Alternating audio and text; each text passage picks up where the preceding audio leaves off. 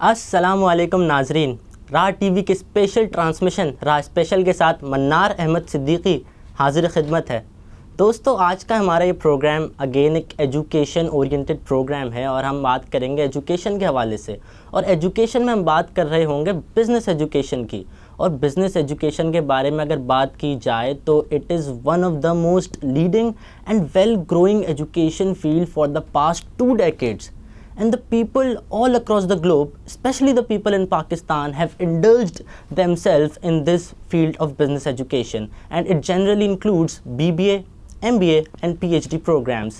Now, to discuss everything about business education, its scope, the standards, the shortfalls and the steps that we can take to vanquish those shortfalls, today it's my honor to share the table with the icon himself, a personality who has been the Dean Faculty of Management Sciences in University of Karachi. और Karachi university में sir ने कई बार vice chancellor की खिदमात भी sir अंजाम दी हैं and is currently serving as the director of Jinnah Sindh medical university, meritorious professor doctor Abuzar Wajdi. अस्सलाम वालेकुम सर। वालेकुम अस्सलाम। सर कैसे हैं आप? अल्लाह का शुक्र है। सर सबसे पहले तो बहुत बहुत शुक्रिया, आपने अपने कीमती स्केड्यूल में से हमारे प्रोग्राम के लिए वक्त निकाला। मैं भी आपका शुक्रिया अदा करता हूँ राह टीवी का कि उन्होंने हमें अपने इस प्रोग्राम में मदऊ किया। Thank you sir. और बड़ी इम्पोर्टेंट उन्वान पर, सब्जेक्ट पर, this is the education and business education. So I feel that this is also honour for me to come to your TV. Thank you sir. To share my views in the educational field. Sir सबसे पहले तो मैं चाहूँगा कि आप business education as a field के बारे में कुछ अपनी राय दें। देखें, बिजनेस एजुकेशन जहाँ तक फील्ड है तो इस फील्ड को तो आप कई जावियों में ले सकते हैं और कई एरियाज़ में ले सकते हैं और फिर ये बड़ी वसी फील्ड है। अच्छा, ये सिर्फ डेवलप कंट्री में नहीं, डेवलपिंग कंट्री में बहुत ज़्यादा है ये, यानी दुनिया के हर कोने में। जाहिर सी बात है कि देखें, जो मुल्क की तरक्की का इन्हिसार जो है वो यकीनन तालीम पर है। और तालीम के मुख्तलिफ़ मैदान हैं, यानी सोशल साइंस है, फ़िज़िकल साइंस है, केमिकल साइंस है, और ख़ास करके 20th सेंचुरी में और 21st सेंचुरी में मैनेजमेंट साइंस बड़ी तेज़ी से उभर रही है। क्योंकि देखें, मुल्क जितना तेज़ी से आगे बढ़ रहा है, तरक्की बड़ी आगे जा रही है, तब्दीली रोनुमा हो रही है, हर 1 मिनट के बाद एक तब्दीलियाँ आ रही हैं और माशी तरक्की हो रही है, सोशल डेवलपमेंट हो रहा है, इकनॉमिक डेवलपमेंट हो रहा है, पॉलिटिकल डेवलपमेंट हो रहा है। तो हम ये कहते हैं कि this is a century of the development. और development is not mean that this is only to cover one discipline. ये हर डिसिप्लिन में हो रहा है। जी सर। क्योंकि हर की डेवलपमेंट, जैसे अब समाजी उलूम है तो वो सोशल साइंस की तरफ जा रहा है। सोशल साइंस को माशरे की साइंस को, इल्म को जानना और माशरे की तरक्की के लिए जो भी मज़ामीन हैं और जो चीज़ें हैं उसकी इंट्रोड्यूस किया जा रहा है। और आप देखें, माशरा तो सबसे बड़ा इम्पॉर्टेंट पिलर है, क्योंकि अगर आपका माशरा तरक्की करता है तो उसका रिफ्लेक्शन जो है वो आपकी नेशनल पर जाता है, फिर ये ग्लोबल पर जाता है। अब आज के दौर में हम एक ग्लोबल वर्ल्ड के मेंबर हैं। We are part of the globalization, global village के हम मेंबर हैं। अच्छा, सिर्फ खाली ये कहना कि हम ग्लोबल विलेज के मेंबर हैं, हम बैनुल अक़वामियत पर हम यकीन करते हैं, इंटरनेशनलाइजेशंस पर हम चल रहे हैं। देखिए, माइंड को बनाना या कहना किसी चीज़ का बड़ा इजी है। जी सर। लेकिन उस पर अमल करना बड़ा मुश्किल है। कहने को तो हम बहुत सारी चीज़ कह देते हैं। हम कहते हैं कि सबसे बड़े हम स्ट्रैटेजिस्ट हैं, हम कहते हैं सबसे बड़े हम ग्लोबल मैनेजर हैं, हम कहते हैं हम सबसे बड़े ग्लोबल ह्यूमन बीइंग हैं या ग्लोबल ह्यूमन रिसोर्स हैं। कहना तो बहुत आसान होता है। जी सर। लेकिन हर चीज़ की करने का एक मियार है। उस मियार तक आपको पहुंचना है, उसके स्टैंडर्ड को पहुंचना है। और अगर आप उस स्टैंडर्ड को जब पहुंचते हैं और उसकी एट पार आते हैं तो फिर आप ये दावा कर सकते हैं कि हम एक ग्लोबल बन गए या हम ग्लोबल मार्केट में इंटर हो गए। तो कहने का मकसद ये है कि तरक्की, जैसे मैंने कहा, चाहे माशी तरक्की हो, समाजी तरक्की हो, मैनेजमेंट की तरक्की हो, बिज़नेस की तरक्की हो, लेकिन सारे तरक्की का महवर जो है वो तालीम है। Apex is the education. जी सर, बिल्कुल।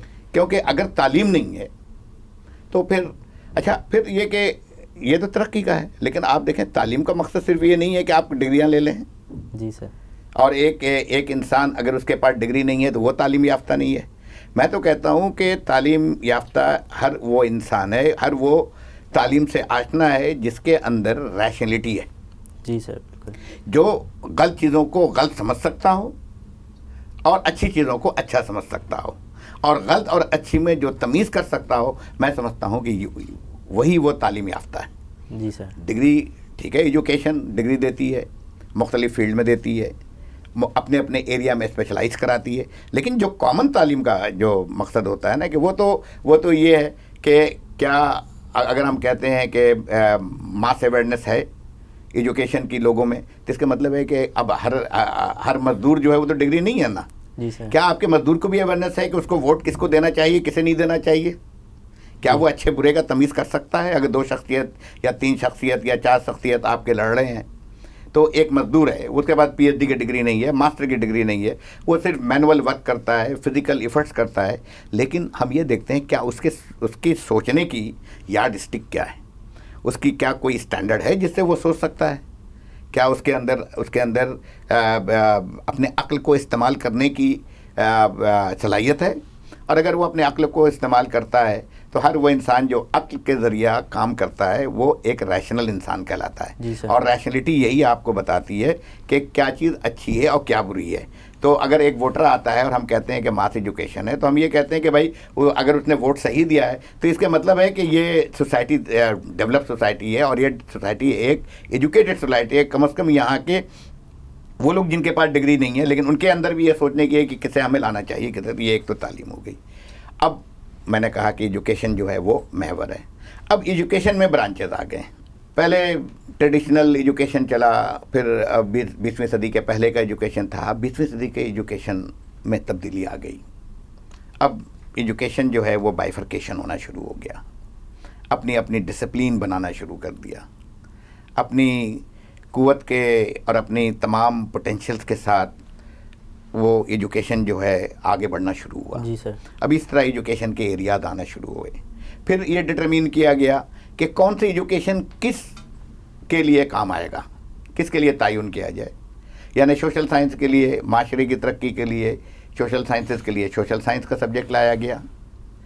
फिर आपके केमिकल साइंस की तरक्की के लिए केमिकल का साइंस बढ़ी, टेक्नोलॉजिकल साइंस के लिए टेक्नोलॉजिकल एजुकेशन लाया गया।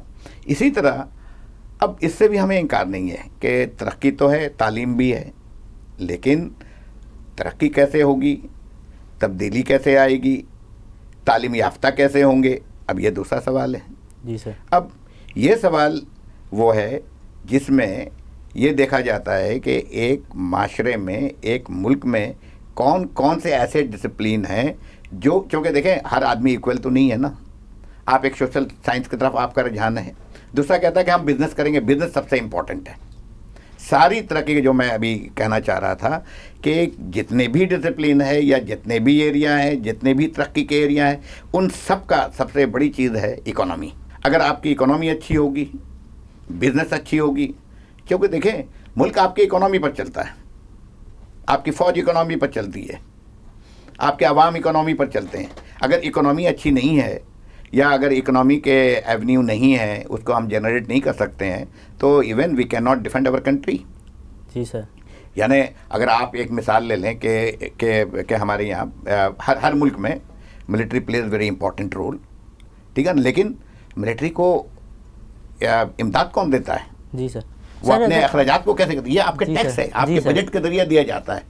अच्छा, तो इकोनॉमी जब तक, अच्छा जब इकोनॉमी का जब आता है तो फिर हम तजारत की तरफ जाते हैं, और जब तजारत की तरफ जाते हैं तो तजारत की तालीम की तरफ आता है। जी सर। लेकिन तालीम को तजारत ना बनाया जाए, जी सर, बल्कि तजारत के लिए तालीम को आगे किया जाए। सही बात है। तो ये जो बिज़नेस को कवर करता है वो फिर बिज़नेस एजुकेशन कहलाया, और बिज़नेस एजुकेशन फिर आस्ते आस्ते मजबूत होती चली जा रही है। अच्छा सर, बिज़नेस एजुकेशन की बात की जाए तो जिक्र आता है बिज़नेस एडमिनिस्ट्रेशन का और मैनेजमेंट साइंसेस का।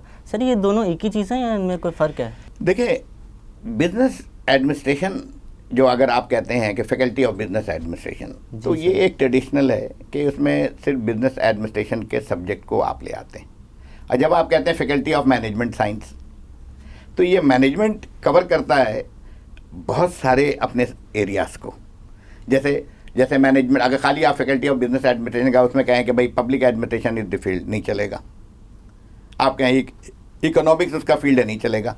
लेकिन आपके फैकल्टी ऑफ मैनेजमेंट साइंस, तो उससे बिजनेस रिलेटेड जितने डिसिप्लिन हैं वो सब उसके अंदर आ सकते हैं जी। आप ये देखें कराची यूनिवर्सिटी में ये तकरीबन 1995 से लेकर करके 2000 तक वहाँ पर बिजनेस एडमिनिस्ट्रेशन था जी, है ना। और डॉक्टर वहाब साहब बहुत मशहूर हैं, वो उसके डीन भी रहे, वो उसके डायरेक्टर भी रहे, वो पूरा करते धरते वही थे, और business administration, faculty of business administration. लेकिन जो चीज़ें बढ़ती गईं और बैनुल-अक़वामी तौर से इस बात को महसूस किया जाना शुरू हो गया कि बिजनेस एडमिनिस्ट्रेशन को सिर्फ बिजनेस एडमिनिस्ट्रेशन तक महसूस ना कर दिया जाए, इसकी शाखें बढ़ाई जाएं, इसमें और भी इससे मुतल्लिक जो एलाइड सब्जेक्ट हैं उनको लाया जाए। तो अब आप देखें, फिर उसके बाद यही बिजनेस एडमिनिस्ट्रेशन जो एक फैकल्टी थी, इस फैकल्टी की पाकिस्तान के मुख्तलिफ यूनिवर्सिटी ने उसमें एक रिफॉर्मेशन आई और ये स्ट्रक्चरिंग उन्होंने किया, और कराची यूनिवर्सिटी ने खुद किया कि फैकल्टी ऑफ बिजनेस एडमिनिस्ट्रेशन के नाम को तब्दील करके faculty of management and administrative science रख दिया जी। अब उसमें बिजनेस एडमिनिस्ट्रेशन भी आ गया, पब्लिक एडमिनिस्ट्रेशन भी आ गया, पब्लिक पॉलिसी भी आ जाएगी। तो अब उसमें जितने भी एरियाज हैं जो एडमिनिस्ट्रेशन और तो मैनेजमेंट का फील्ड बड़ा है। मैनेजमेंट को जो हम कहते हैं कि मैनेजमेंट तो हर फील्ड का माँ है, माने कि management is the mother of every field जी सर, ऑफ एरिया। तो the boundary of the management is wider. अब business administration is the part of the management science. अच्छा, ठीक है ना। पहले क्या था, क्योंकि पहले इतनी ज़रूरत नहीं थी, ग्लोबली हम नहीं सोच रहे थे, लेकिन जब ग्लोबली बिजनेस की तरफ लोगों का तवज्जो गया और लोगों का ये हुआ कि इसको सिर्फ बिजनेस तक महदूद ना किया जाए, बल्कि इस फैकल्टी को आगे बढ़ाया जाए, और इस फैकल्टी में सिर्फ बिजनेस ही ना हो बल्कि इससे एलाइड सब्जेक्ट भी उसके साथ किया जाए और उसको फैकल्टी ऑफ मैनेजमेंट साइंस का नाम दिया जाए। तो जो आपने बात की कि बिजनेस एडमिनिस्ट्रेशन और मैनेजमेंट साइंस एक बड़े ब्रॉडर सेंस में लेते हैं और बिजनेस एडमिनिस्ट्रेशन एक स्पेसिफिक में लेते हैं। अच्छा। लेकिन पार्ट जो बिजनेस एडमिनिस्ट्रेशन का अगर अपना डिपार्टमेंट है, फील्ड है, तो वो पूरा अपना काम करेगा, उसमें कोई कमी नहीं होगी, हर चीज़ को वो उसमें वो एरिया को कवर करेगा। लेकिन मैनेजमेंट साइंस में डिसिप्लिन ज़्यादा आ जाएगी, ये फ़र्क है। अच्छा सर, विद इन पाकिस्तान और इंटरनेशनली आप इस फील्ड का स्कोप किस तरह से देखते हैं? देखिए, जैसे मैंने आपको बताया कि तालीम मैंडेटरी है, लेकिन जो तालीम हर एरिया में तरक्की कैसे होगी, हम कहते हैं कि आज के दौर में हम कहते हैं कि एक तरक्की का दौर है, डेवलपमेंट इरा है, चेंज है, मॉडर्नाइजेशन है। अब ये तीन चीज़ हम हासिल कैसे करेंगे? जाहिर सी है कि वो जब आप अपने बिजनेस के अदारे को, इंस्टीट्यूशन को मजबूत करेंगे, बिजनेस को मजबूत करेंगे, बाहर के जो कंपनियां हैं ग्लोबल, देखें ये तो मुकामी तौर से लें या कौमी तौर से लें या ग्लोबल तौर से लें, क्या अमेरिका बगैर बिजनेस के चल जाएगा? क्या जापान बगैर बिजनेस के चल जाएगा? अब देखें चाइना बिजनेस में बहुत आगे जा रहा है। तो जब बिजनेस के लफ्ज़ है तो उसमें बिजनेस के एक्सपर्टीज भी चाहिए। देखिए, बिजनेस तो आम आदमी भी कर लेता है, एक ठेले वाला भी बिजनेस कर रहा है जी सर। लेकिन जब आप ब्रॉड बेस्ड बिजनेस पर जाते हैं और एक स्ट्रक्चर्ड बिजनेस पर जाते हैं, एक फॉर्मल बिजनेस आप उसको इस्टेब्लिश करते हैं, तो उसमें फिर उसकी एक्सपर्टीज़ चाहिए, और उस एरिया के एक्सपर्टीज़ आपको उसी फील्ड से मिलेंगे। क्या अमेरिका में बिजनेस नहीं है? उसको अपनी एक्सपर्टीज़ नहीं चाहिए? वर्ल्ड क्लास उसकी कंपनीज़ है, तो इन सब में उनको एक्सपर्टीज़ चाहिए। जो अब बिजनेस जो है ना, ये एक लिंकेज बन गया है। This has created a linkage with the global market. जी सर। आपकी बिजनेस, अब पहले तो बिजनेस था कि आपकी एक इलाके में था, एक मुल्क में था, हम कहते थे कि ये बिज़नेस मुकामी तौर पर है, ये बिज़नेस पाकिस्तानी बिज़नेस है। अब हम बिज़नेस को कहते हैं कि मल्टीनेशनल बिज़नेस है। अब ये बिज़नेस जो है ग्लोबल बिज़नेस है।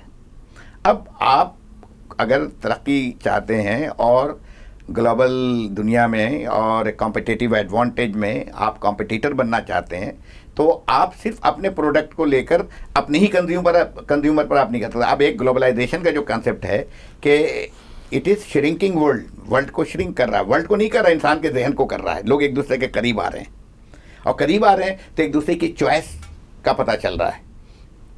अब अगर हम चाहें कि पाकिस्तान की कंपनी सिर्फ पाकिस्तान में रह कर के वो इतनी तरक्की कर जाए और इतना हमें ग्रोथ दे दे और इतना हमें रेवेन्यू जनरेट कर दे, तो काफ़ी नहीं है जी सर।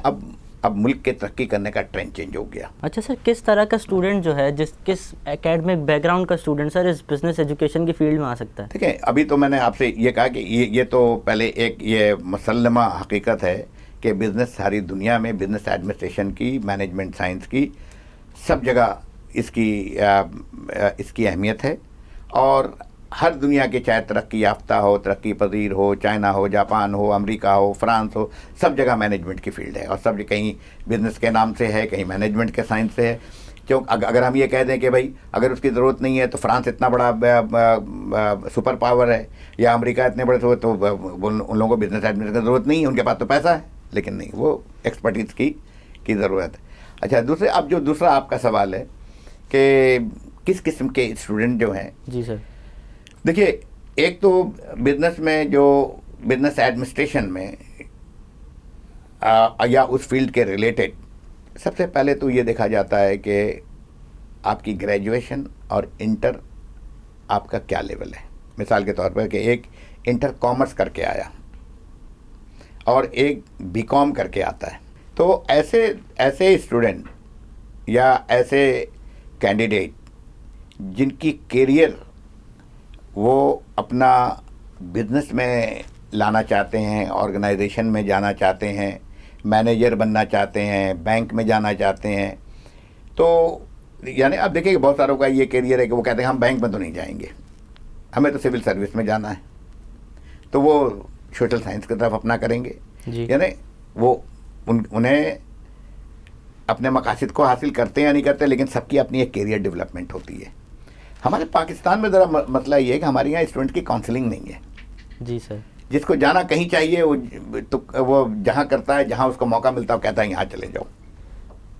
अगर स्टूडेंट्स को काउंसलिंग किया जाए, इंटर लेवल के स्टूडेंट्स को, कि भाई आपको बीबीए में जाना है या बीएस में जाना है या मेडिकल में जाना है या आपको इंजीनियरिंग, अब ये देखा जा रहा है कि हमारे लोग जो एनवायरनमेंट के तहत चलते हैं। उन्होंने कहा कि भाई एक ज़माने में कंप्यूटर चला, जिसको जो इंटर पास कर रहा है वो कह रहा है कि हमें तो बीएस कंप्यूटर करना है। जी सर।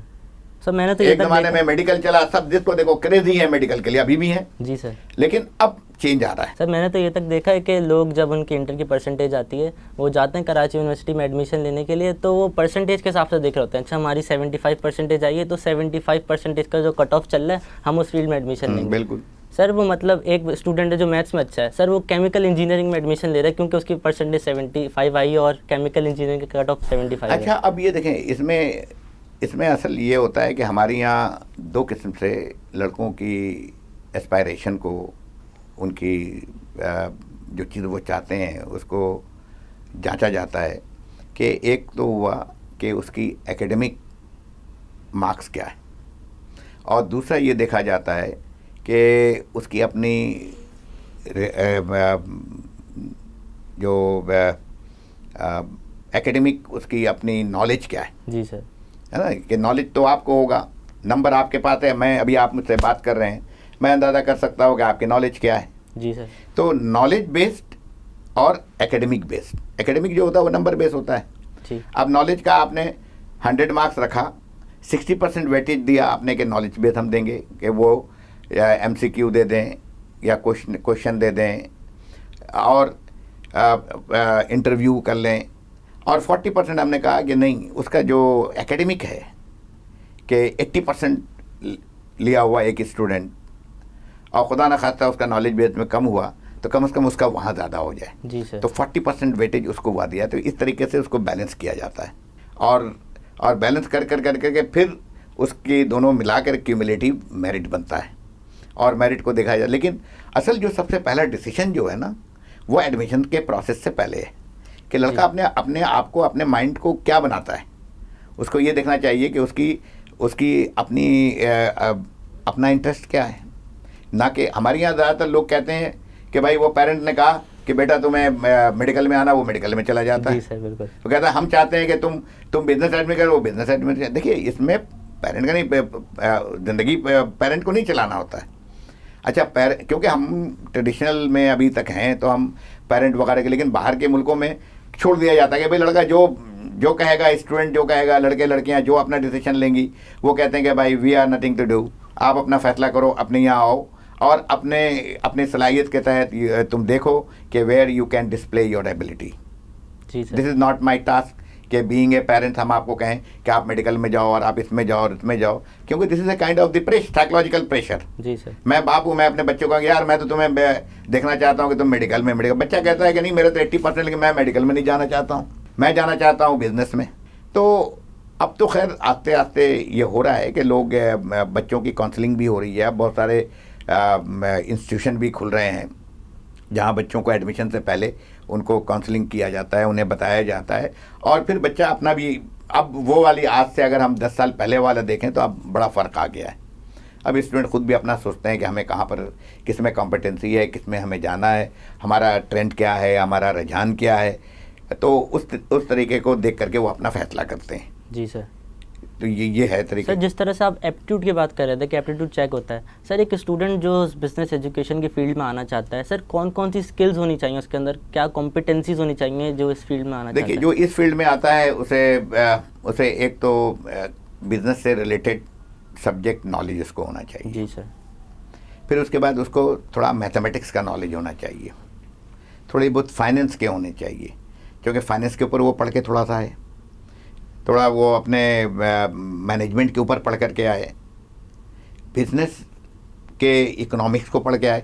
तो एक्चुअली बिजनेस एडमिनिस्ट्रेशन में जो लोग एडमिशन लेते हैं तो वो एक मल्टीपल जो क्वेश्चन होते हैं तो खाली एक ही एरिया से नहीं आते हैं, उससे रिलेटेड जितना एरिया है। मिसाल के तौर पर अगर बिजनेस एडमिनिस्ट्रेशन में ह्यूमन रिसोर्स पढ़ाया जाता है तो लड़कों को चाहिए कि मैनेजमेंट पढ़े, ह्यूमन रिसोर्स के बारे में भी थोड़ा नॉलेज के कुछ क्वेश्चंस उसको ह्यूमन रिसोर्स से मिल जाएंगे, कुछ जनरल नॉलेज से मिलेगा क्योंकि जनरल नॉलेज के भी कुछ पोर्शन रखा जाता है। फिर अपने इंग्लिश की, अंग्रेज़ी का भी कुछ पोर्शन है, जैसे 20% अंग्रेज़ी का रखा गया, 10% जनरल नॉलेज का रखा गया और उसके बाद आपके जाके सब्जेक्ट रखा गया 70%, 80% जो भी हो जाता है या 60%। जी सर। तो इस किस्म से, लेकिन जो सवाल आपका है कि अब जाहिर सी बात है कि एक बिज़नेस वाला मेडिकल तो पढ़ के नहीं आएगा ना। जी सर।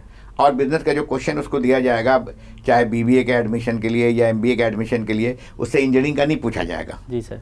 उससे उसके कोर सब्जेक्ट में पूछा जाएगा। मैंने उसको ये देखा जाएगा कि ये हमारे बिज़नेस, एक तो उसकी डिग्री क्या है, दूसरा ये इसकी नॉलेज क्या इतनी है कि जो हम पैटर्न जो दे रहे हैं क्वेश्चन का, क्या ये क्वेश्चन में इतना रखता है कि ये कर सकता है। यानी बिज़नेस के फील्ड से क्वेश्चन, इकोनॉमिक्स के फील्ड से क्वेश्चन, फाइनेंस से, मार्केटिंग का कुछ वो जानता है कि नहीं जानता है, ह्यूमन रिसोर्स से जानता है। ये अगर 4-5 एरियाज़ को लड़के थोड़ा सा पढ़ लें तो मैं समझता हूँ कि ऐसे लोग वो क्वालिफाई कर जाते हैं। सर ज़्यादातर जो डिग्री होल्डर होते हैं बिज़नेस एजुकेशन में, लेट सपोज MBA कोई, सर लोग MBA इस वजह से करते हैं कि किसी ऑलरेडी जो स्टैब्लिश्ड बिज़नेस है उसमें वो जाके बिज़नेस संभाल सकें, कोई मैनेजर बन सकें। सर क्या MBA करने के बाद लोग अपना बिज़नेस भी कर सकते हैं, एंटरप्रेन्योर भी बन सकते हैं? वैसे तो बिज़नेस तो हर आदमी कर सकता है। जैसे मैंने कहा कि बिज़नेस के लिए सिर्फ आपकी अपनी अकल और ध्यान चाहिए, पैसे हैं आप बिज़नेस कर लें। लेकिन जब आप एक वो बिज़नेस जिसको आप चाहते हैं एक अच्छी कंपनी में लाएं, नेशनल लेवल पर बिज़नेस करें या नेशनल लेवल पर ऑर्गेनाइजेशन कायम करें या मल्टीनेशनल करें, तो जाहिर सी बात है कि उसके लिए तो फिर आपको डिग्री लेना पड़ेगा। क्योंकि फिर उसमें खाली ये नहीं है कि आपने एक दुकान खोल दी, आपको देखना पड़ेगा कि इसकी स्ट्रक्चर क्या होगी, आपको इसमें देखना पड़ेगा इसमें मैनेजर कितने होंगे, आपको इसमें देखना पड़ेगा इसमें पोजीशन कितने खोले जाएंगे, आपको इसमें देखना पड़ेगा कि इसमें किस किस जगह के किस एक्टिविटीज़ के लिए हमें आदमी चाहिए। देखें ना कि ऑर्गेनाइजेशन जो है वो तो एक एक्टिविटी है और एक एक्टिविटी नहीं है, उस ऑर्गेनाइजेशन में बहुत सारे एक्टिविटी हैं। यानी मार्केटिंग की भी एक्टिविटी होगी, एचआर की भी एक्टिविटी होगी, क्वालिटी की भी एक्टिविटी होगी, प्रोडक्ट की भी, प्रोडक्शन की भी एक्टिविटी। तो it is a hub of the activities. जी सर। और हर एक्टिविटीज़ के लिए फिर हमें आदमी चाहिए। तो अब जो आप कह रहे हैं कि यकीनन एक बिजनेस एडमिनिस्ट्रेशन पढ़ने वाला अपनी बिजनेस को भी इस्टेब्लिश करने में उसको मदद देगी, उसकी वो स्किल देगी, उसको वो जो पढ़ाई किया है। एंटरप्रेन्योरशिप आजकल चल रहा है। जी सर। एंटरप्रेन्योरशिप आपको यही बताता है कि आप पढ़ने के बाद आप अपने ऊपर सेल्फ पर आप कैसे बिजनेस कर सकते हैं। अब आजकल जो नया ट्रेंड चला है वो कहते हैं कि बिजनेस डज नॉट मीन कि you become a manager of a company, so you serve there, वहाँ तो आप एम्प्लॉय होंगे। लेकिन अब कहते हैं कि even you can establish a small business unit if you have skill to do it. कि क्या आपके पास थोड़ा सा पैसा है, आप एंटरप्रेन्योर हैं, आप उसको किस तरीके से चलाते हैं। कितने सारे ऐसे मिसाल हैं कि लोग अखबार बेचा और अखबार बेच चुके और बड़ी कंपनी के मालिक बन गए। जी सर। तो उसमें ये देखा जाता है कि आपकी बिजनेस स्किल क्या है। अमाउंट देखें ना कि अब हर आदमी तो बड़ी बड़ी फैक्ट्री नहीं कर सकता है, because it amounts to be a very costly. और आज का बिजनेस वो नहीं है जो 18वीं सदी की बिजनेस थी। जी सर। क्योंकि उसमें तो स्मॉल टेक्नोलॉजी नहीं था, मशीन नहीं थी, फैक्ट्री आप कायम कर दें, लूम कायम कर दें, मैनुअल कर दें, तो उसमें it did not require the money. जी सर। आज अगर एक छोटी सी बिजनेस भी आप कायम करेंगे तो इस टेक्नोलॉजिकल दौर में आपको सबसे पहले उसको कॉस्ट देखना पड़ेगा। जी सर। कि आपको उसकी स्ट्रेटजी बनानी पड़ेगी। स्ट्रेटजी में आपके उसके ह्यूमन रिसोर्स की क्वालिटी देखना पड़ेगा, उसकी टेक्नोलॉजी को देखना पड़ेगा, उसके फाइनेंस रिसोर्स को देखना पड़ेगा। क्योंकि आज का बिजनेस एस्टैब्लिश करना this is not an easy part. जी sir. Since it has become very expensive. जी सर। आज आप करोड़ों और अरबों में बात करते हैं। पहले तो आपके पास अगर 1,000 रुपये भी होता था तो आप एक बिजनेस करके, अब जब आप अपनी बिजनेस ट्राई करते हैं तो आप जब पढ़ के आते हैं, एंटरप्रेन्योरशिप वगैरह पढ़ के आते हैं, उसके उसूलों को पढ़ के आते हैं, उसकी टेक्निक्स को पढ़ के आते हैं, तो फिर यकीनन आपको अपनी बिजनेस में भी ये काम देता है। अच्छा, अब देखें हमारे यहाँ बहुत सारी फैमिलीज हैं, जैसे दाऊद फैमिली है, या फिर बहुत सारी फैमिलीज जो बिल्कुल बिजनेस हबीब फैमिली है। अब इनके बच्चे भी जब आते हैं तो ये लोग अपने कंपनी में जाते हैं। जी सर। तो मार्केट ओरिएंटेड तो हो गया ना। देखिए ना, बिजनेस तो आपको मार्केट ओरिएंटेड बताता है। आपको बिजनेस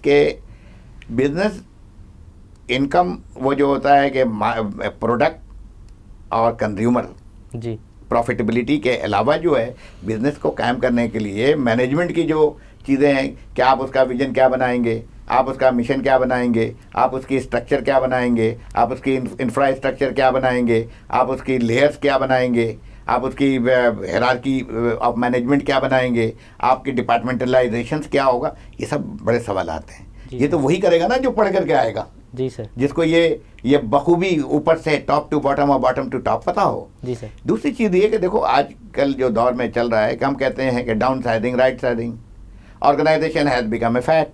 यस सर। अच्छा, अब दो तरीके से होता है।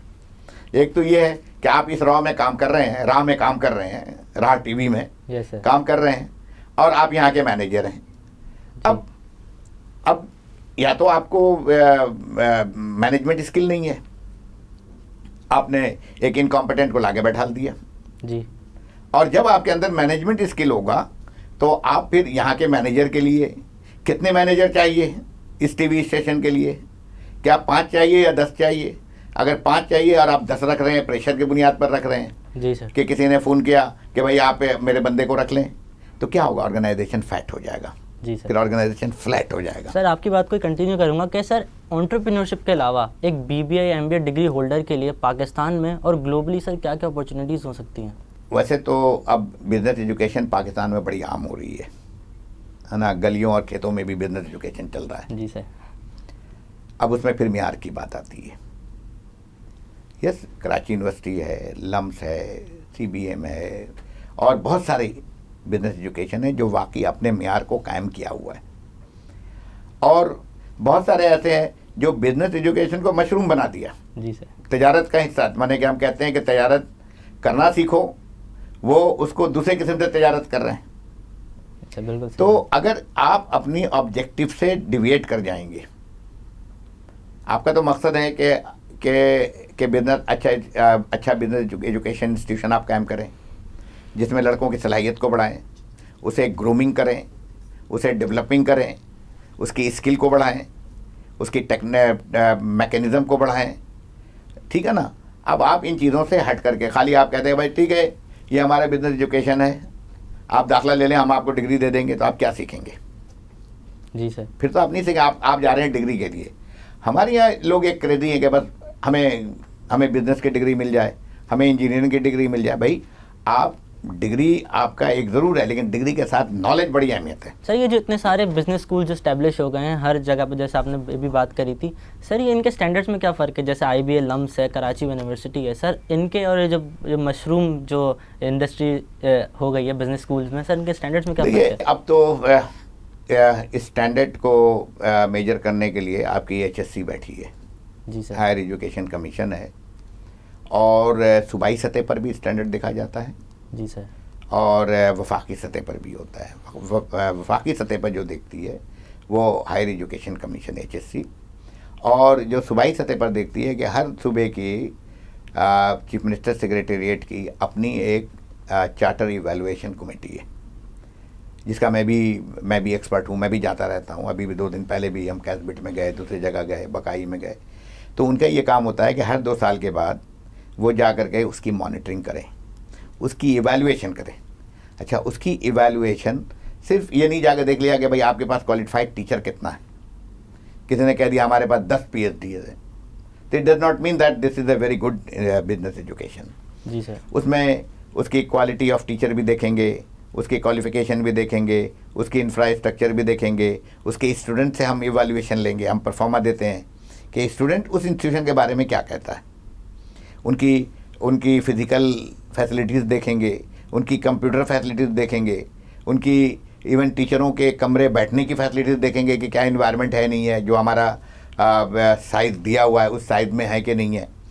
तो एक चेक रहता है। फिर आप जो रख रहे हैं तो टीचरों को तनख्वाह कितना दे रहे हैं, ऐसा तो नहीं कि 3,000 रुपये पढ़ा रहे हैं आप 30,000 शो कर रहे हैं। तो ये सारा एक प्रॉपर इवैल्यूएशन होता है, HSC अपने तरीके से करती है, और जो चार्टर इवैल्यूएशन है वो अपने तरीके से करती है। लेकिन मकसद दोनों का ये है कि स्टैंडर्ड को देखा जाए, और इस स्टैंडर्ड में अगर कमी आ रही है तो हर 2 साल के बाद हम उसको फिर बताते हैं कि आपके अंदर ये कमी आ रही है, इसको आप रेक्टिफाई करें। जी सर। और अगर अच्छी स्टैंडर्ड तेज़ी से जा रही है तो हम उसको अप्रिशिएट करते हैं, और उसको कहते हैं कि भाई आप और कोशिश करें, इससे भी अच्छी करें, क्योंकि अच्छे करने का कोई मियार नहीं है, कोई पैमाइश नहीं कर सकता है। There is always avenue for development.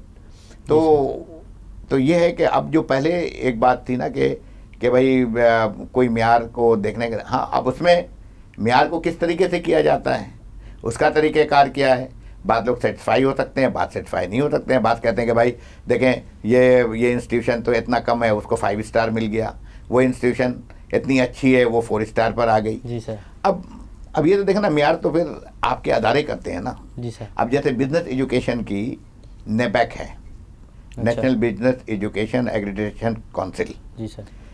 जब तक नेबैक से, अच्छा, नेबैक जो है वो पहले नहीं आती है, आपको रजिस्ट्रेशन फॉर्म कर देना पड़ता है कि हमने बिजनेस स्कूल हमारे यहाँ चल रहा है। अच्छा। वो आपको 3 साल के बाद से आपकी इवैल्यूएशन करना शुरू करेगा, और बहुत ही सख्त है। जी सर। अगर नेबैक से ये क्लियरेंस मिल जाता है, अच्छा, उसकी बहुत स्टेज है, पहले 0 विजिट है, फिर फर्स्ट विजिट है, फिर सेकंड विजिट है, और उसमें वो पूरा देखेगी कि हमारी जो तालीमी मियार है बिज़नेस का वो फुलफ़िल कर रहे हैं कि नहीं कर रहे। अच्छा, पहले ये सारी चीज़ें नहीं थी। अच्छा। नेबैक से पहले तो हर लोग अपने फ्री थे, जिस किस्म से चाहते थे चला देते थे, कोई PhD रख रहा है, नहीं रख रहा है, कोई नॉन PhD, कोई तो अपने लिहाज से। लेकिन अब नेबैक जो है बिजनेस एजुकेशन काउंसिल है। जी सर। और इसकी रिस्पॉन्सिबिलिटी है कि वो हर उस बिज़नेस स्कूल को, चाहे बड़े से बड़े हो या छोटे हो, पब्लिक सेक्टर हो या प्राइवेट सेक्टर हो, उसकी रिगरस मॉनिटरिंग किया जाए। अच्छा। और रिगरस मॉनिटरिंग करके उनके स्टैंडर्ड को, स्केल ऑफ स्टैंडर्ड वो देते हैं। वो कहते हैं हमारा ये स्टैंडर्ड है, और अगर आप इस स्टैंडर्ड में आते हैं तो हम आपकी रजिस्ट्रेशन को कबूल करते हैं। अच्छा सर, हमने पाकिस्तान के विद इन पाकिस्तान स्टैंडर्ड्स की तो बात कर ली बिजनेस स्कूल्स की। सर फॉर एग्जांपल एक लम्स का ग्रेजुएट या एक आईबी का ग्रेजुएट या कराची यूनिवर्सिटी का ग्रेजुएट सर इंटरनेशनल प्लेटफॉर्म पे हार्वर्ड यूनिवर्सिटी ग्रेजुएट, ऑक्सफोर्ड या कैम्ब्रिज यूनिवर्सिटी के ग्रेजुएट के साथ सर कहाँ स्टैंड करता है? देखिए, अब ये तो हम कहते हैं ना कि जैसे कि हर everyone is not equally competent. जी सर। अच्छा, अब हर अदारे भी everyone is not equally the same. Harvard का अगर हम कहते हैं कि हार्वर्ड यूनिवर्सिटी है और हम चाहते हैं कि हम हार्वर्ड बने, तो पहले हमें हार्वर्ड के तौर तरीके को और उसके निज़ाम को सीखना पड़ेगा, फिर उसके तरह आपको काम करना पड़ेगा। मैं अपने स्टूडेंट को कहता हूँ कि भाई लोकली तो आप कहते हैं कि भाई हम लोकल स्टूडेंट हैं, पाकिस्तानी स्टूडेंट हैं, लेकिन once you want to be a global student, तो फिर you have to evaluate yourself, you have to identify your all weaknesses and you have to think that how can you bring your standard at par with the Harvard। Sir तो कौन कौन से steps ले सकते हैं कि हम उसको उस पार तक ले आएं? अब उसमें एजुकेशन है, उसमें टेस्ट है, उसमें आप अपनी स्किल डेवलपमेंट करें, अपनी नॉलेज बेस्ड ये करें, नॉलेज मैनेजमेंट को करें, और उसमें अपनी एबिलिटी को बढ़ाएं, अपने सब्जेक्ट पर पूरी कॉम्पिटेंसी रखें। स्टैंडर्ड को मेंटेन करने के लिए स्टैंडर्ड सबका अपना अलग है। हमारे पाकिस्तान के बिजनेस एजुकेशन का स्टैंडर्ड अलग है, हार्वर्ड का अलग है, जी सर, कैम्ब्रिज का अलग है, बर्कले का अलग है, वॉन्टान का अलग है, जहाँ से बिजनेस शुरू हुआ था। अब हम कहते हैं कि we think locally, yes sir, और फिर कहते हैं कि we claim that we are globally. Yes sir. तो अब हमें ये देखना पड़ेगा, कैन वी एक्ट ग्लोबली? अच्छा, ग्लोबली एक्ट के हम कह रहे हैं कि भाई हम तो हमदर्द यूनिवर्सिटी के स्टूडेंट हैं, कराची यूनिवर्सिटी के स्टूडेंट, लेकिन हम हार्वर्ड के बनना चाहते हैं। जी सर। तो फिर आपको अपनी कैपेसिटी को इवेल्युएट करना पड़ेगा, इवेल्युएट भी करना पड़ेगा और एलिवेट करना पड़ेगा। यस सर, बिल्कुल। आप फिर उनकी नॉलेज बेस्ड चीज़ों को देखें, उनके सब्जेक्ट को देखें, उनके टेस्ट के तरीक़ेकार को देखें, उनके कैरिकुलम को देखें, उनकी वे ऑफ टीचिंग देखें, उनकी मैथडोलॉजी ऑफ टीचिंग देखें। मिसाल के तौर पर देखिए, अब आजकल दुनिया में केस स्टडी चल रहा है बहुत ज़्यादा बिजनेस में, लेकिन हमारे यहाँ पाकिस्तान में अभी वो केस स्टडी को इतना लोग नहीं दे रहे। फिर इंटरैक्टिव सेशन चलता है। मकसद तो है ना कि आप बिजनेस के स्टूडेंट्स को इतना वोकल बनाएं कि वो कल जा कर के अपनी बिजनेस कर सके और मार्केट में आ सके। तो देखिए, कमी सब में रहता है, लेकिन फिर मैं वही कहता हूँ कि there is always provision for improvement. अच्छा सर, फाइनली आप पाकिस्तान में बिजनेस एजुकेशन का पॉजिटिव फ्यूचर सर किस तरह से देखते हैं? देखिए, जो पाकिस्तान में पहले जो बिजनेस एजुकेशन का था तो शायद इतना हमें नहीं नज़र आ रहा था, लेकिन अब क्योंकि पाकिस्तान भी माशी तरक्की के दौड़ में है, और ख़ास करके अभी जो आपका CPEC हुआ है, चाइना पाकिस्तान इकोनॉमिक कॉरिडोर जो है, ये यहाँ बड़ी अपॉर्चुनिटीज़ कायम करेगा, क्योंकि दुनिया के ममालिक इधर आएंगे, फिर आपको अपॉर्चुनिटी मिलेगा बाहर जाने में। क्योंकि ये देखें ना, ये सिर्फ चाइना पाकिस्तान का तो नहीं, ये तो कॉरिडोर है, एक इकोनॉमिक बेस बनाया गया है, और उसमें CPEC is inviting the world wide के जो भी आपने देखा पिछले दिनों ब्रिटिश ने भी कहा कि हम इसके पार्ट बनेंगे, टर्की ने भी कहा हम पार्ट बनेंगे, यूरोप से भी कुछ कंट्री कर, तो इसका मतलब है कि ये एक वर्ल्ड वाइड जा रहा है। जी सर। और ये एक इकोनॉमिक हब बनने जा रहा है। तो जब यहाँ पर इकोनॉमिक हब बनेगा तो यहाँ बिजनेस फ्लॉरिश करेगी। जी सर। यहाँ पर इंडस्ट्रियलाइजेशन होगी, यहाँ पर कंपनियाँ कायम होगी, बाहर की कंपनी आएगी, चाइनीज़ कंपनी आएगी, यहाँ के लोग बाहर जाएंगे।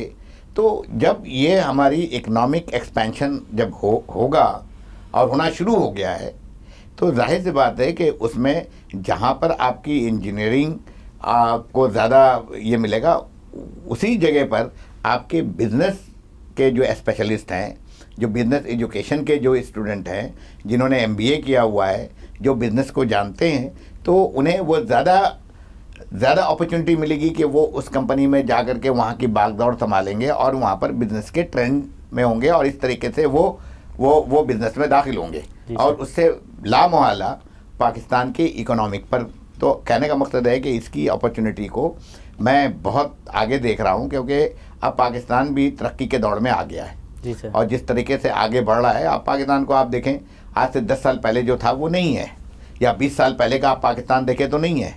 और आइंदा आने वाले में आप देखें कितनी डेवलपमेंट हो रही है, कितने प्रोजेक्ट आने वाले हैं, कहीं पर ऑरेंज लाइन चल रहा है, तो कहीं पर ग्रीन लाइन बन रहा है, तो कहीं पर मेट्रो बन रहा है। तो ये सब सारी चीज़ें हैं, तो आपकी इकोनॉमिक एक्सपेंशन होगा, और जितनी इकोनॉमिक एक्सपेंशन होगी उतनी ज़्यादा वहाँ बिज़नेस की अपॉर्चुनिटी होगी, जितना बिज़नेस की अपॉर्चुनिटी होगी उतनी ही बिज़नेस की ऑर्गेनाइजेशन कायम होगी, और जितना बिज़नेस की ऑर्गेनाइजेशन कायम होगी वहाँ पर हमारे MBA BBA इनकी अपॉर्चुनिटी ज़्यादा मिलेगी उस जगह जाने की। Sir once again thank you very much. मैं अपनी टीम की तरफ से, अपनी तरफ से और इस चैनल की तरफ से आपका बहुत बहुत शुक्रगुजार हूँ कि आपने हमारे प्रोग्राम को वक्त दिया।